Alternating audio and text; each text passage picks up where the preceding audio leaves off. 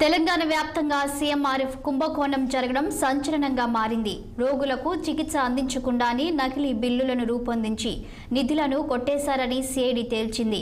BRS హయాంలో గతేడాది ఏప్రిల్కు ముందు ఈ దందా కొనసాగించాయని ఎఫ్ఐఆర్లో సిఐడి పేర్కొంది. పేదల ఆరోగ్యం కోసం ముఖ్యమంత్రి సహాయ నిధి నుంచి అందించే సీఎం రిలీఫ్ ఫండ్లో అవకతవకలు చోటు చేసుకున్నాయని సిఐడి అధికారులు తాజాగా గుర్తించిన సిఐడి మొత్తం 6 జిల్లాలో 30 ప్రైవేటు ఆసుపత్రులపై 6 కేసులను అధికారులు నమోదు చేశారు. ఇక నల్గొండ జిల్లాలో కేసులు నమోదైన ఆసుపత్రులను పరిశీలిస్తే మిర్యాలగూడలోని Naveena multi speciality hospital, Mahesh multi speciality హాస్పిటల్తో పాటు నల్గొండలోని అమ్మ హాస్పిటల్ లిస్టులో ఉన్నాయి.